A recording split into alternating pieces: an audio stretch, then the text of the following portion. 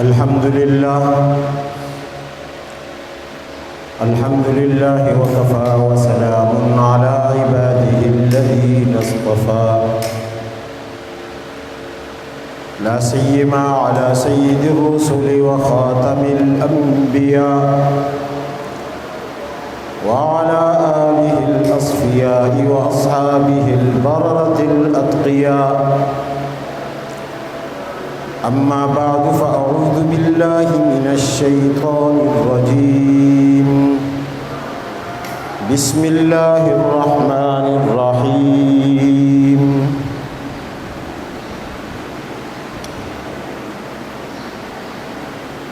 إنا أعطيناك الكوثر فصل لربك وانحر إن شانئك هو الأبتر.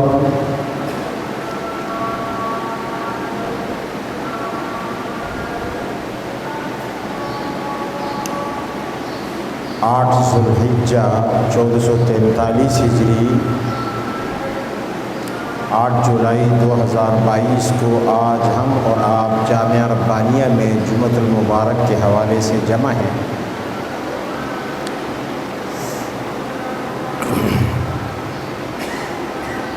حج اور قربانی کے ایام چل رہے ہیں.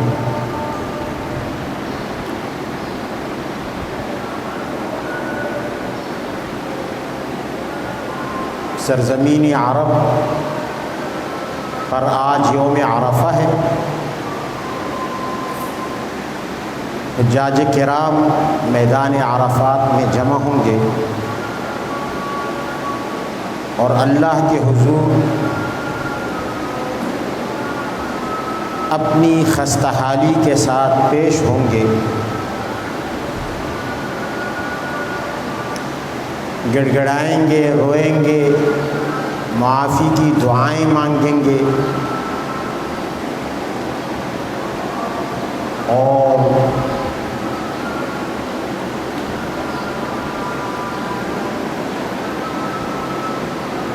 وہاں تھوڑی دیر کے بعد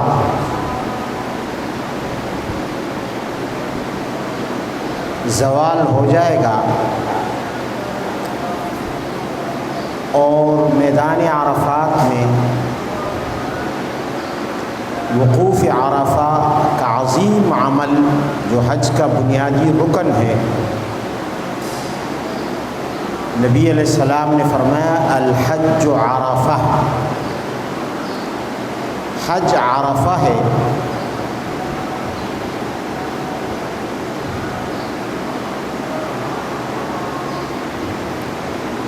اگر کسی نے عرفات کے میدان کی حاضری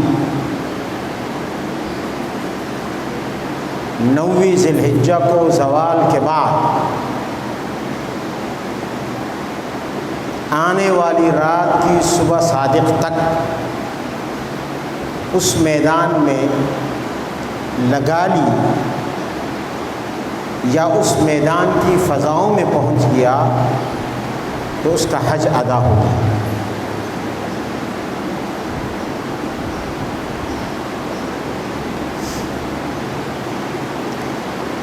ایک عجیب نکتہ اللہ نے ذہن میں ڈالا ہے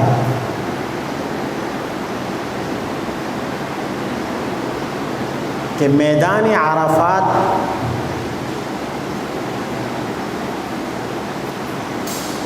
کہ یہ چند لمحے کتنے قیمتی ہیں. زوال سے لے کر اگلی صبح صادق تک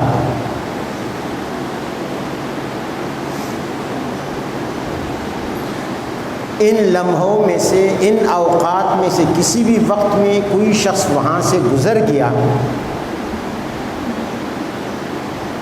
بھلے ہوائی جہاز میں گزر گیا، ہیلی کاپٹر میں گزر گیا، ان حدود میں داخل ہو گیا اور پھر نکل آیا، اسے اللہ حاجی بنا دیتا ہے، اسے اللہ حاجی بنا دیتا ہے. میدان عرفات کی یہ خصوصیت،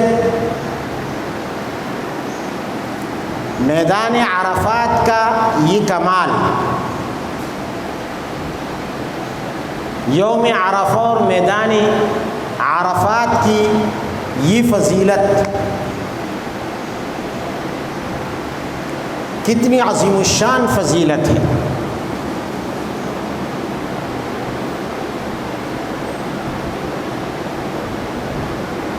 لیکن ظاہر ہے کہ میدان عرفات کتنی ہی فضیلتیں کیوں نہ حاصل کر لے، اور یوم عرفہ کتنی ہی فضیلتیں کیوں نہ حاصل کر لے، نبی کریم صلی اللہ علیہ وسلم کے مقام، نبی کریم صلی اللہ علیہ وسلم کی فضیلتوں تک نہیں پہنچ سکتے۔ آپ کی عظمت، آپ کے فضائل، آپ کے کمالات میدان عرفات کی فضیلتوں سے بڑھ کر ہیں۔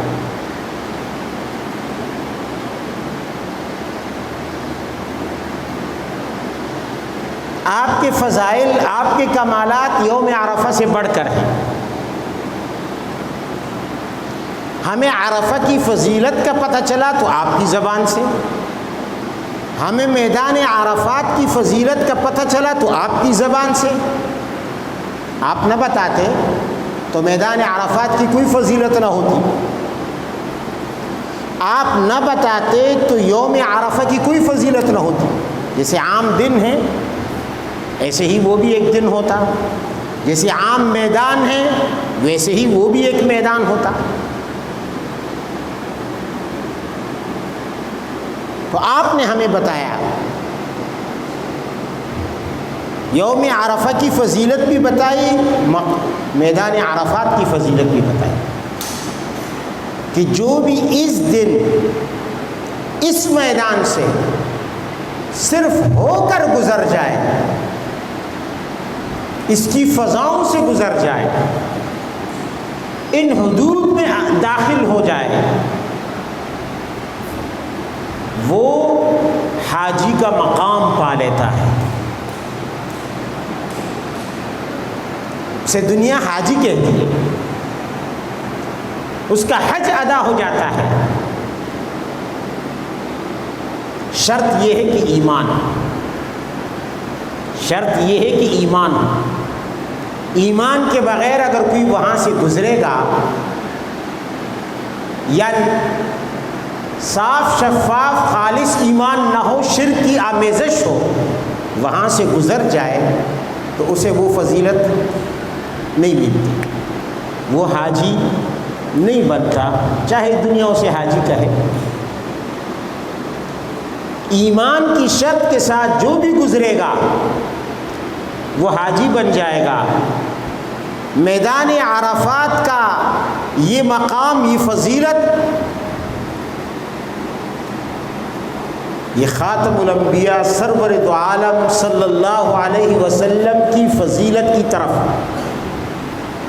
اشارہ کر رہا ہے کہ جب میدان عرفات کی فضیلت ہے تو خاتم الانبیاء سرور دو عالم صلی اللہ علیہ وسلم کی فضیلت کا کیا ٹھکانہ ہوگا کہ جس طرح میدان عرفات سے ایک لمحہ کے لیے محض گزرنے والا شخص ایمان کی شرط کے ساتھ حاجی بن جاتا ہے، اسی طرح سرور دو عالم خاتم الانبیاء صلی اللہ علیہ وسلم کی ایمان کے شرط کے ساتھ ایک لمحہ کی زیارت، ایک لحظہ کی صحبت انسان کو صحابی بنا دیتی ہے۔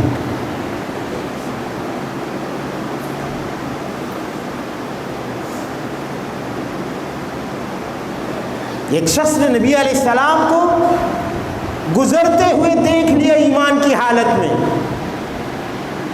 وہ صحابی بن گیا۔ ایک منٹ آپ کے پاس آ کر بیٹھ گیا، وہ صحابی بن گیا، جیسے میدان عرفات سے گزرنے والا شخص حاجی بن گیا۔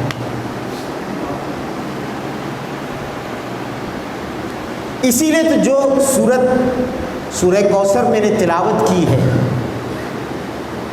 اِنَّا أَعْطَيْنَاكَ الْكَوْثَرَ، لفظ کوثر میں علماء کے 20 بلکہ اس سے بھی زیادہ اقوال ہیں کہ کوثر کا معنی کیا ہے۔ اہل علم میں اس کا ایک مصداق حضرات صحابہ کرام کی جماعت کو قرار دے دیا ہے۔ اللہ نے اپنے نبی پر اپنا عظیم احسان جتلایا کہ اِنَّا أَعْطَيْنَاكَ الْكَوْثَرَ، اے پیغمبر ہم نے آپ کو یہ عظیم الشان جماعت صحابہ کی عطا کی،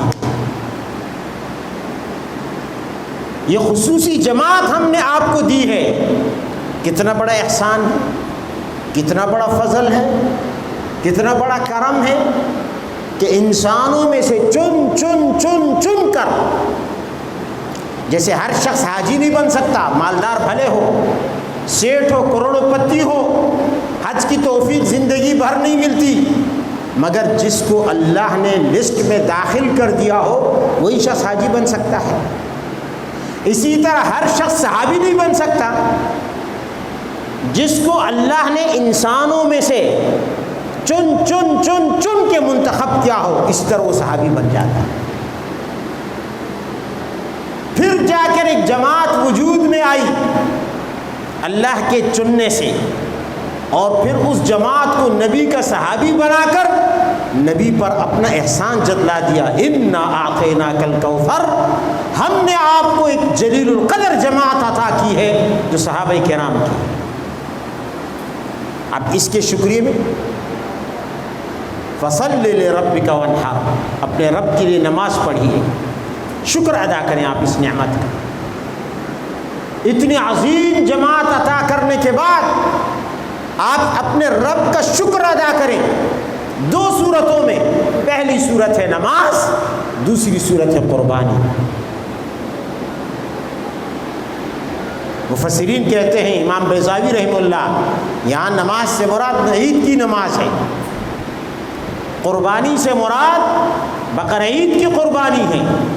گویا اس عظیم الشان نعمت کے شکریہ میں اللہ نے یہ دو عظیم الشان عبادتیں آپ پر مقرر کی۔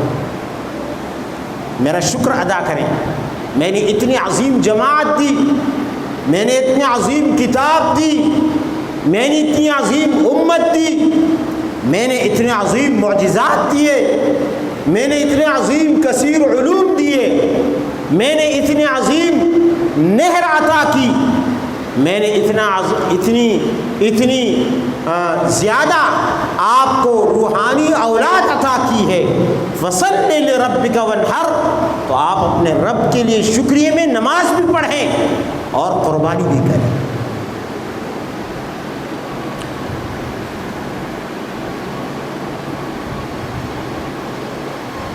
اور جب آپ کی جماعت عظیم الشان ہوگی، آپ کی روحانی اولاد کثرت سے ہوگی، تو پھر آپ کا نام و نشان مٹ نہیں سکتا، بلکہ دن بدن بڑھتا جائے گا۔ آپ کی رفعتیں، آپ کے تذکرے، آپ کا ذکر، آپ کا نام بلند سے بلند تر اور مشہور سے مشہور تر ہوتا جائے گا۔ بڑے بڑے صاحب اولاد ہوں گے جن کے 10-10 12-12 20-20 بیٹے ہوں گے، بیٹیاں ہوں گی، لیکن کچھ ہی عرصہ کے بعد ان کا نام و نشان مٹ جائے گا۔ کیوں؟ اس لیے کہ وہ آپ کے دائرہ اطاعت میں نہیں آئے، انہوں نے آپ سے دشمنی کی، تو آپ کی جسمانی اولاد تو نہیں ہے، لیکن آپ کی روحانی اولاد صحابہ کرام کی شکل میں، امت کی شکل میں اتنی کثیر ہوگی کہ آپ کے دشمن کا کوئی نام لینے والا بھی نہیں رہے گا۔ خود ان کی اولاد بھی ان کا ذکر کرتے ہوئے شرمندگی محسوس کرے گی اور آپ کا ذکر کرتے ہوئے فخر محسوس کرے گی۔ ان شانئک هو الابتر۔ ان شانئک هو الابتر، آپ کا دشمن تو بریدہ ہوگا، آپ کے دشمن کا نام و نشان مٹ جائے گا۔ ابو جہل کا بیٹا اکرمہ باپ کا وفادار نہیں رہا، مگر محمد الرسول اللہ کا پیغام غلام بن گیا۔ اب اکرمہ محمد الرسول اللہ صلی اللہ علیہ وسلم کا روحانی فرزند ہونے پر تو فخر کرتا تھا، مگر ابو جہل کا بیٹا ہونے پر شرمندہ ہو رہتا تھا، خود اپنے باپ کا نام نہیں لیتا تھا۔ اسلام کا جری سپاہی، عظیم کمانڈر، جس نے اپنی جان قربان کر دی اللہ کے راہ میں، حالانکہ اس کے باپ نے اسلام کی مخالفت میں اپنی جان قربان کی تھی، نبی علیہ السلام کی دشمنی میں، توحید کی دشمنی میں، شرک کی سربلندی کے لیے اس نے اپنی جان نچھاور کر دی، اور وہی ابو جہل ہے جس کا بیٹا اسلام کے لیے کبھی قادسیہ اور کبھی یرموک کے میدانوں میں اپنے آپ کو پیش کرتا ہے اور بالآخر شہید ہو جاتا ہے۔ تو میں عرض کر رہا تھا کہ یہ اتنے عظیم فضیلت ہے کہ اس کے شکریہ میں نبی علیہ الصلوۃ والسلام کو قربانی کا کہا گیا، فصلی لربک وانحر۔ اس لیے امت بھی نبی علیہ الصلوۃ والسلام کے ساتھ اس نعمت میں طبعاً شریک ہے، جو نعمت نبی علیہ الصلوۃ والسلام کو اللہ نے عطا کی۔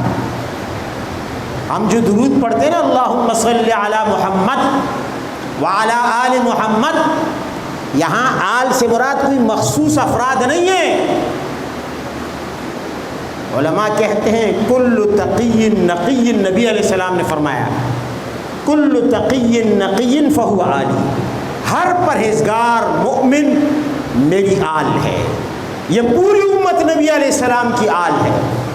ہم جو نعمتیں اللہ سے نبی علیہ الصلوۃ والسلام کے لیے مانگتے ہیں، تو طبعاً آپ کی اتباع میں پوری امت کے لیے مانگتے ہیں۔ تو آل محمد سے مراد پوری امت ہے، یہ پوری امت آپ کی آل ہے، اور آپ کے دشمن ان شانئک هو الابتر۔ لائے نا،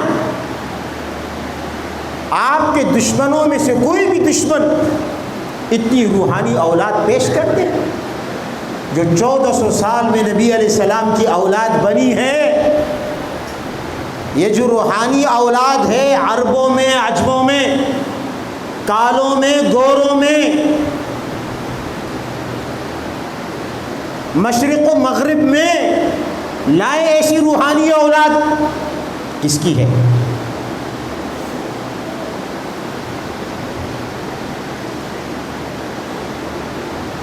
تو آل محمد، یہ آل محمد پر رحمتوں میں سے ایک رحمت آل محمد کی کثرت بھی ہے۔ اسی لیے تو نبی علیہ السلام نے فرمایا قیامت میں تمہاری کثرت کی وجہ سے دیگر انبیاء پر فخر کروں گا، دیگر انبیاء پر ہر نبی اپنی اپنی امت کو لے کر آئے گا۔ موسیٰ علیہ السلام ایک عظیم الشان امت کو لے کر آئیں گے، لیکن جتنی کثرت کے ساتھ میری امت ہوگی، کسی پیغمبر کی امت نہیں ہوگی۔ تو اللہ نے آپ کی روحانی اولاد کو اتنا بڑھا دیا، آج دنیا کا کوئی کونا آپ کی روحانی اولاد سے خالی نہیں ہے۔ آپ کی اگر سلبی اولاد ہوتی، آپ کی پشت سے پیدا ہونے والی اولاد ہوتی، وہ ان کی تعداد بھی اتنی زیادہ نہ ہوتی جتنی آج روحانی اولاد کی کثرت ہے۔ دشمن نبی علیہ الصلوۃ والسلام کا مخالف نہ اپنی سلبی اولاد اتنی تعداد میں پیش کر سکتا ہے، نہ اپنی روحانی اولاد اتنی تعداد میں پیش کر سکتا ہے۔ ان شانئک هو الابتر، اس لیے فرمایا اپنی سب سے قیمتی چیز، اپنی دولت میں، اپنی مال میں سب سے قیمتی چیز اس عظیم نعمت کے شکریہ میں قربان کر دو۔ یہ قربانی ہم اس نعمت کی جو نبی علیہ السلام پر ہوئی ہے اس کے شکریہ میں ہم کر رہے ہیں۔ نبی علیہ السلام نے بھی کی اور پوری امت اسی نعمت عظمیٰ کے شکریہ میں یہ قربانی کا عمل انجام دے رہی ہے۔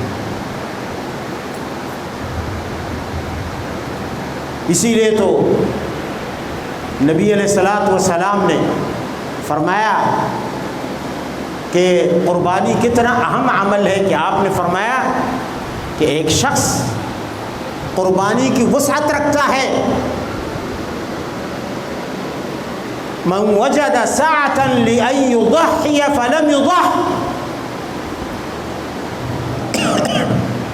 فلا يقربن مصلانا۔ وسعت کے باوجود اگر ایک شخص قربانی نہیں رکھتا، نہیں کرتا، فرمایا وہ ہماری عیدگاہ میں نہ آئے۔ اسے کوئی حق نہیں کہ ہمارے ساتھ عید کی خوشی منائے، اسے کوئی حق نہیں کہ وہ ہمارے ساتھ نماز عید پڑھے۔ بلکہ ایک اور حدیث میں نبی علیہ السلام نے اس سے زیادہ سخت الفاظ استعمال کیے کہ ایک شخص وسعت رکھنے کے باوجود، صاحب نصاب ہونے کے باوجود قربانی نہیں کرتا، فرمایا فَلْيَمُتْ إِنْ شَاءَ يَهُودِيًّا أَوْ نَصْرَانِيًّا، پھر اس کی مرضی ہے یہودی ہو کر مرتا ہے یا نصرانی ہو کر مرتا ہے۔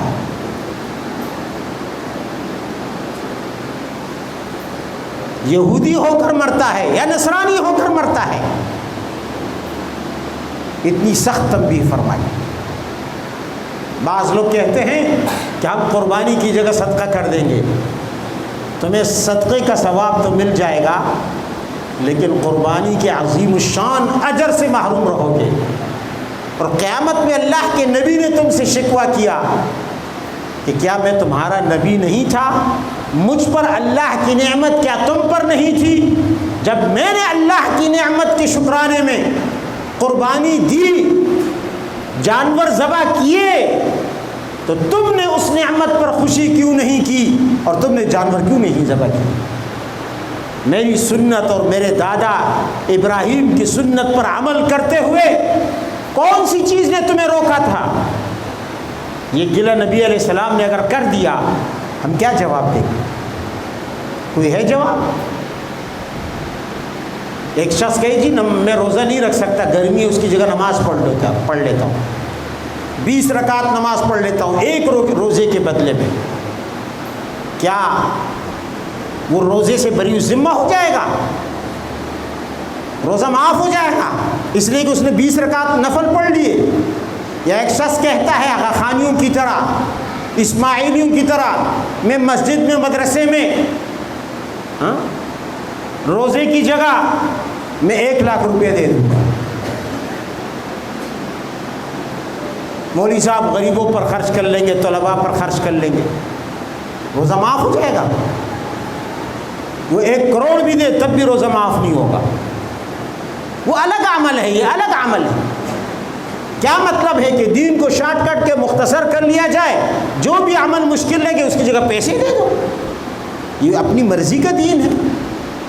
اللہ کے نبی نے فرمایا ایک شخص وسعت رکھتا ہے پھر بھی قربانی نہیں کرتا، فَلْيَمُتْ إِنْ شَاءَ يَهُودِيًّا أَوْ نَصْرَانِيًّا، وہ یہودی ہو کر مرتا ہے، عیسائی ہو کر مرتا ہے، مجھے کوئی غرض نہیں، اس کی مرضی ہے۔